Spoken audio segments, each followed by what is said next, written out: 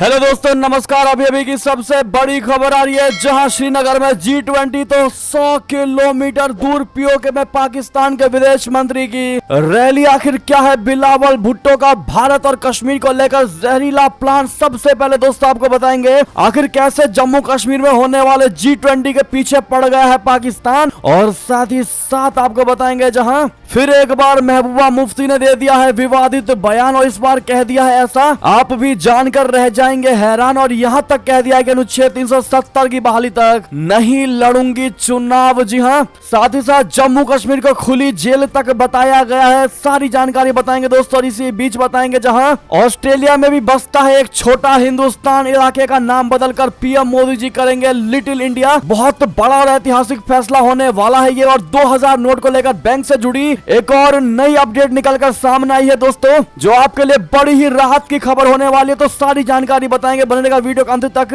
और खबरों में आगे बढ़ने से पहले हमेशा की तरह अपने भारतीय सेनाओं का दिल से समर्थन करते और मानते हैं कि मेरा भारत महान और आत्मनिर्भर भारत है। तो इस वीडियो को भी कर दीजिए लाइक, चैनल को कर दीजिए सब्सक्राइब, बेल आइकन दबाइए, साथ ही कमेंट बॉक्स में लिख दीजिएगा जय हिंद। जी हाँ, तो बात करते हैं पहली बड़ी खबर की, जहाँ आखिर क्या है बिलावल भुट्टो का जहरीला प्लान? श्रीनगर में होना है G20 तो 100 किलोमीटर दूर पीओके में पाकिस्तान के विदेश मंत्री की बड़ी रैली। पूरी दुनिया इस बात से काफी अच्छे से वाकिफ है कि पाकिस्तान किस कदर जम्मू कश्मीर में आयोजित हो रहे G20 सम्मेलन से परेशान है। उसे अब इस सम्मेलन के खिलाफ परम मित्र चीन का भी साथ मिल गया है। पूरी दुनिया के सामने सम्मेलन को असफल करार देने के मकसद से मुल्क के विदेश मंत्री बिलावल भुट्टो ने एक जहरीला प्लान बनाया है। इस प्लान के तहत G20 आयोजन के दौरान ही बिलावल भुट्टो पाकिस्तान अधिकृत कश्मीर यानी पीओके के दौरे पर निकलेंगे। जम्मू कश्मीर की राजधानी श्रीनगर में 22 से 24 मई तक G20 सम्मेलन का आयोजन होगा। इस बार भारत इस सम्मेलन की अध्यक्षता कर रहा है। जिस समय श्रीनगर में G20 सम्मेलन के लिए दुनिया भर से राजनयिकों और वरिष्ठ मंत्रियों की टीम इकट्ठा होगी, उसी समय बिलावल भी इससे कुछ ही दूरी पीओके में मौजूद होंगे। 21 से 23 मई तक बिलावल भुट्टो पीओके में रहेंगे। 23 मई को बिलावल भुट्टो बाग कश्मीर में कश्मीरी शरणार्थियों के साथ मुलाकात करेंगे, साथ ही एक रैली को भी संबोधित करेंगे। ये जानकारी ऐसे समय में आई है दोस्तों जब चीन की तरफ से G20 सम्मेलन के आयोजन का विरोध किया गया है। बाग कश्मीर मुजफ्फराबाद से 80 किलोमीटर दूर और श्रीनगर से करीब 100 किलोमीटर दूर स्थित है, जबकि पाकिस्तान की राजधानी इस्लामाबाद से 160 किलोमीटर है। जी हाँ दोस्तों, आपको बता दें बड़ी जानकारी जिनको नहीं पता कि बिलावल ने कुछ महीने पहले संयुक्त राष्ट्र यानी यूनाइटेड नेशन में कश्मीर पर एक बड़ा सच कबूल किया था। बिलावल भुट्टो ने माना था कि पाकिस्तान कश्मीर मसले को UN में एक मुख्य मुद्दा बनाने में असफल रहा है। उन्होंने ये सच भी कबूला था कि कश्मीर मुद्दे पर UN का ध्यान आकर्षित करने में भी वो विफल रहा है। पाकिस्तानी विदेश मंत्री ने कहा था कि जहां उनके देश की सारी कोशिशें फेल हो गई हैं, तो कश्मीर पर भारत के सभी कूटनीतिक प्रयास UN में सफल रहे। ऐसा लग रहा है कि अब वो पीओके जाकर एक और असफल कोशिश को अंजाम देना चाहते हैं। ऐसे में पाकिस्तान ने चाइना और तुर्की तक से ये रिक्वेस्ट किया है कि वो G20 में शामिल ना हो। ऐसे में पाकिस्तान के रिक्वेस्ट को सुनते हुए चाइना और तुर्की ने तो मना कर दिया कि हम G20 में शामिल नहीं होंगे। चाइना ने यहाँ तक कह दिया है कि वो विवादित क्षेत्र है और विवादित क्षेत्र में हमारा शामिल किसी भी कीमत पर होना बुरा होगा। ऐसे में अब बिलावल भुट्टो न जाने पीओके जाकर के क्या बड़ी चाल चलने वाले हैं। आपको जो भी लगता हो दोस्तों अपनी राय अवश्य दीजिएगा, साथ ही साथ इस वीडियो का जितना ज्यादा उसके शेयर कर दीजिएगा। व्हाट्सएप फेसबुक पर हमेशा की तरह बात करते हैं अगली बड़ी खबर की, जहाँ जम्मू कश्मीर खुली जेल, अनुच्छेद 370 की बहाली तक नहीं लड़ूंगी चुनाव। जी हाँ, महबूबा मुफ्ती का ऐलान। बता दें जम्मू कश्मीर के पूर्व मुख्यमंत्री महबूबा मुफ्ती ने एक बार फिर केंद्र सरकार पर निशाना साधा है। उन्होंने कहा कि जब तक घाटी में 370 फिर से लागू नहीं होती है तब तक वो चुनाव नहीं लड़ेंगी। कर्नाटक विधानसभा चुनाव के नतीजों का जिक्र करते हुए महबूबा मुफ्ती ने कहा कि कर्नाटक ने दिखा दिया है कि आपकी ताकत इन एजेंसियों की ताकत को हरा सकती है। बेंगलुरु में एक कार्यक्रम के दौरान महबूबा मुफ्ती ने कहा कि मैं 90 के दशक की शुरुआत में यहाँ 1 साल से ज्यादा समय तक रही हूँ। उन्होंने कहा कि पिछले 5 सालों में कर्नाटक खूब नफरत और बांटने की राजनीति की गई है, जिसकी वजह से यहाँ के धर्मनिरपेक्ष ताने बाने पर बहुत घाव हुआ है। मुझे यकीन है कि सिद्धारमैया और उनकी सरकार इन घावों को भरने में सक्षम होगी। महबूबा ने कहा कि हम जम्मू कश्मीर के लोग इन फांसीवादी ताकतों के पहले शिकार बने। मुस्लिम बहुल राज्य होते हुए भी ये उम्मीद थी कि भारत की सोच के साथ चलने से हमारे जीवन की गरिमा के साथ रक्षा होगी। एक मुस्लिम बहुल राज्य भारतीय राष्ट्रीयता की आत्मा बन गया। 2019 में उस राज्य को अधिकारों के विहीन कर दिया गया। कश्मीर की समस्या बढ़ गई। आप कल्पना कर सकते हैं कि हम किस दौर से गुजर रहे हैं। मुफ्ती ने कहा कि इस सुरक्षा के नाम पर जिस तरह की तलाशी अभियान ईडी व अन्य एजेंसियां चलाती हैं, वो रोजाना लोगों को परेशान कर रही हैं। दिल्ली सभी के लिए एक वेकअप कॉल होनी चाहिए। बीजेपी किसी भी विपक्षी सरकार को तब तक नहीं छोड़ेगी जब तक वे उनकी सरकार को हाईजैक नहीं कर लेते और विधायक नहीं खरीद लेते। मुफ्ती ने कहा कि जम्मू कश्मीर से जो शुरू हुआ वो पूरे देश में हो रहा है। भारत जोड़ो यात्रा ने कर्नाटक विजय में मदद की। जम्मू कश्मीर जो भारत की राष्ट्रीयता की आत्मा है, उन्होंने उसे खत्म कर दिया है। मैं तब तक विधानसभा का चुनाव नहीं लड़ूंगी जब तक आर्टिकल 370 बहाल नहीं हो जाता। जहां तक संसदीय चुनाव का सवाल है, हम उस पर विचार करेंगे। जी हां, ऐसे में न जाने बार बार महबूबा मुफ्ती केंद्र सरकार को घेरने के पीछे लगी रहती है दोस्तों, और उनके एक भी बयान ऐसे नहीं होते जिसमें पीएम मोदी की सरकार को लेकर सवाल ना हो या फिर उन पर तंज ना कसे जा रहे हो। बहरहाल महबूबा मुफ्ती को किस बात की परेशानी है दोस्तों, आप लोग कमेंट में लिखकर अवश्य बताइएगा। अब बात करते हैं अगली बड़ी खबर की, जहां ऑस्ट्रेलिया में भी बसता एक छोटा हिंदुस्तान इलाके का नाम बदलकर पीएम मोदी करेंगे लिटिल इंडिया। जी हां, प्रधानमंत्री नरेंद्र मोदी जी इस समय 3 देशों की यात्रा पर है और इस दौरान उन्हें मिलने वाले दुर्लभ सम्मान इस यात्रा को और भी खास बना देंगे। फिलहाल पीएम मोदी जापान के हिरोशिमा शहर में है और G7 शिखर सम्मेलन में हिस्सा ले रहे हैं। G7 की तरफ से लगातार मिल रहे आमंत्रण भारत के बढ़ते वर्चस्व को दिखाते हैं। जापान के बाद PM Modi Papua New Guinea की यात्रा करेंगे। भारत से 7 गुना छोटे इस देश में चीन ने भारी निवेश किया है। ऐसे में किसी भारतीय प्रधानमंत्री का पहली बार यहां आना बीजिंग के लिए कड़ा संदेश माना जा रहा है। इस दौरान ऑस्ट्रेलिया के दूसरे सबसे पुराने शहर परोरामट्टा में हैरिस पार्क इलाके का नाम बदलकर लिटिल इंडिया भी किया जाएगा। इसकी भी घोषणा पीएम के कम्युनिटी इवेंट के दौरान की जाएगी। ऑस्ट्रेलियाई सरकार की वेबसाइट के अनुसार हैरिक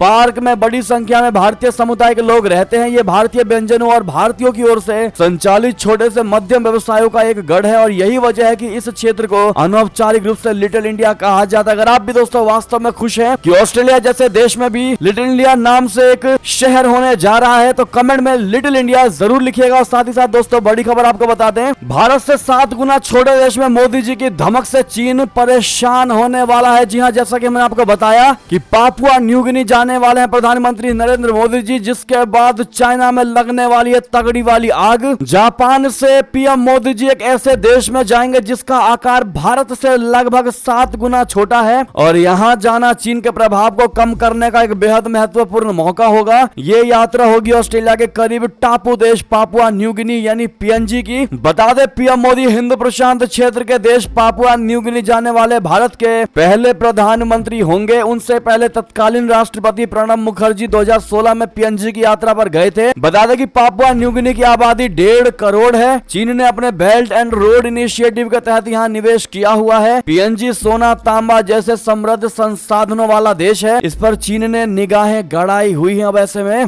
भारत जाने को लेकर चीन में आग जरूर लगेगी और उसको लगेगा कि भारत कहीं पापुआ गिनी से कोई बड़ी डील ना कर ले। साथ ही साथ दोस्तों अगली खबर आपको बता दें, जहां G7 जापान से बड़ी खबर, मोदी से बोले जो बाइडेन, कहा अमेरिका में आपके डिनर में हर कोई आना चाहता है, अब मेरे पास टिकट भी नहीं बचे, इतने लोग आपके डिनर में आना चाह रहे हैं। बता दें पीएम नरेंद्र मोदी की लोकप्रियता जग जाहिर है, दुनिया भर में उनके फैन है। लेकिन आपको यह जानकर हैरानी होगी कि अमेरिकी राष्ट्रपति जो बाइडेन और ऑस्ट्रेलियाई पीएम एंथनी अल्बनीज भी पीएम मोदी की लोकप्रियता के फैन है। अगले महीने पीएम मोदी अमेरिका जा रहे हैं, लेकिन उससे पहले ही जो बाइडेन ने पीएम मोदी को अपने दिल की बात बता दी। पीएम मोदी की मुरीद पूरी दुनिया है। हिरोशिमा में पीएम मोदी का जलवा विश्व नेताओं के सिर चढ़कर बोल रहा है। दुनिया के सबसे ताकतवर देशों के नेता पीएम मोदी के फैन हो चुके हैं। जो बाइडेन ने कहा कि आप मेरे लिए एक बहुत बड़ी समस्या पैदा कर रहे हैं, अगले महीने हम आपके साथ डिनर करेंगे, पूरे देश से हर कोई आना चाहता है, मेरे पास टिकट खत्म हो चुके हैं, आपको लगता है कि मैं मजाक कर रहा हूं, आप मेरी टीम से ही पूछ लीजिए। पीएम मोदी के नाम से इतने टिकट बिक रहे हैं दोस्तों कि जो बाइडेन ने यहां तक कह दिया है कि हमारे पास टिकट तक खत्म हो चुके हैं। जी हां, और इतना ही नहीं, सब में बड़ी बात तो यह है कि राष्ट्रपति जो बाइडेन ने खुद प्रधानमंत्री नरेंद्र मोदी जी से उनका ऑटोग्राफ मांगा। जी हां, उन्होंने कहा कि आप भीड़ कैसे मैनेज करते हैं, अमेरिका में आपकी बहुत लोकप्रियता है, हजारों लोग आपसे मिलना चाहते हैं, फिल्म एक्टर्स के फोन आ रहे हैं, रिश्तेदारों के भी फोन आ रहे हैं, आपके इवेंट में आने के लिए लोग बेकरार हैं, मुझे आपका ऑटोग्राफ लेना चाहिए। ऐसे में अगर आप भी मानते हैं मोदी जी है ही लोकप्रिय नेता, तो दोस्तों कमेंट में मोदी है तो मुमकिन है और लॉन्ग लिव मोदी जी जरूर कह दीजिएगा। साथ ही साथ अंतिम और बड़ी खबर आपको बता दें, जहां 2000 रुपए के नोट बदलने के लिए अब नहीं भरने होंगे फॉर्म, आईडी की भी नहीं होगी आवश्यकता।